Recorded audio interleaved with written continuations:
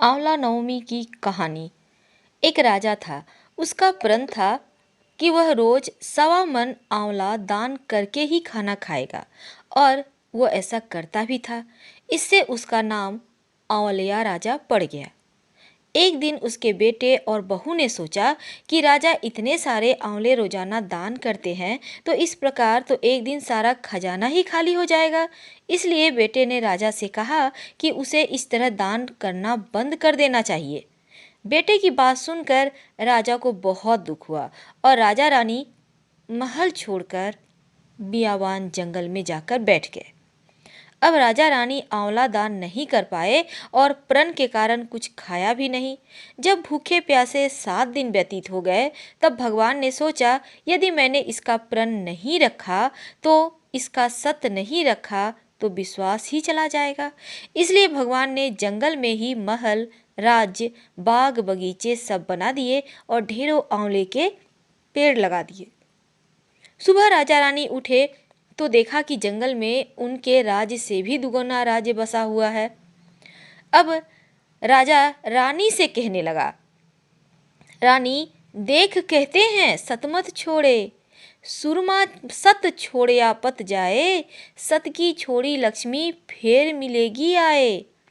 आओ नहा धोकर आंवले दान करें और भोजन करें। राजा रानी ने आंवले दान करके खाना खाया और खुशी खुशी जंगल में रहने लगे। उधर आंवला देवता का अपमान करने और माता पिता से बुरा व्यवहार करने के कारण बेटे बहू के बुरे दिन आ गए। राज्य दुश्मनों ने छीन लिया, दाने दाने को मोहताज हो गए और काम ढूंढते हुए अपने पिताजी के राज्य में आ पहुँचे। उनके हालात इतने बिगड़े हुए थे कि पिता राजा ने उन्हें बिना पहचाने हुए काम पर रख लिया। बेटे बहू सोच भी नहीं सकते थे कि उनके माता पिता इतने बड़े राज्य के मालिक भी हो सकते हैं। सो उन्होंने भी अपने माता पिता को नहीं पहचाना। एक दिन बहू ने सास के बाल गूंथते समय उनकी पीठ पर मस्सा देखा, तो उसे यह बात सोचकर रोना आने लगा कि ऐसा मस्सा तो मेरी सास के भी थे। हमने ये सोचकर उन्हें आंवले दान करने से रोका था कि हमारा धन नष्ट हो जाएगा। आज वे लोग न जाने कहाँ होंगे। यह सोचकर बहू को रोना आने लगा और आंसू टपक टपक कर सास की पीठ पर गिरने लगा। रानी ने तुरंत पलट कर देखा और पूछा कि तू क्यों रो रही है।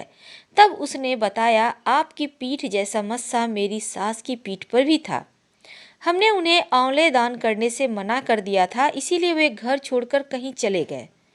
तब रानी ने उन्हें पहचान लिया और सारा हाल पूछा और अपना हाल बताया। अपने बेटे बहू को समझाया कि दान करने से धन कम नहीं होता, बल्कि बढ़ता है।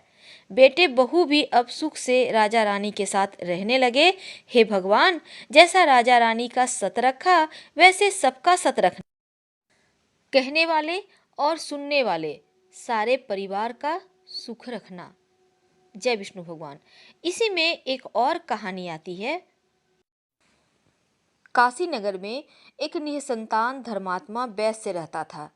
एक दिन वैश्य की पत्नी से एक पड़ोसन कहती है, तुम किसी पराये लड़के की बलि भैरव के नाम से चढ़ा दो तो तुम्हें पुत्र प्राप्त होगा। यह बात जब वैश्य को पता चली तो उसने अस्वीकार कर दिया, परंतु उसकी पत्नी मौके की तलाश में लगी रही। एक दिन एक कन्या को उसने कुएं में गिराकर भैरव देवता के नाम पर बलि दे दी। इस हत्या का परिणाम यह हुआ कि लाभ की जगह हानि हो गई।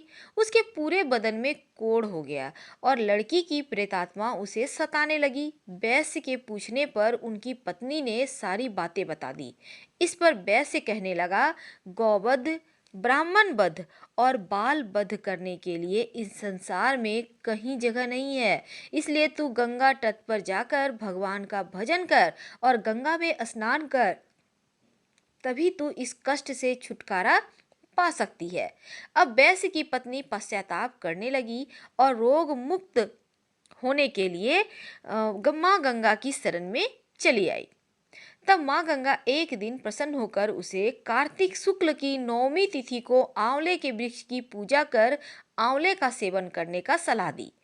जिस पर महिला ने गंगा माता के बताए अनुसार इसी तिथि को आंवला नवमी के दिन आंवले वृक्ष की पूजा कर आंवले के वृक्ष के नीचे बैठकर आंवले का सेवन की, जिस पर महिला के ग्रहण करने के आंवला का वृक्ष का पूजन कर आंवला ग्रहण करने के कारण वह रोग मुक्त हो गई और इस व्रत और पूजन के प्रभाव से कुछ दिनों के बाद उसे संतान की भी प्राप्ति हुई। हर हर महादेव।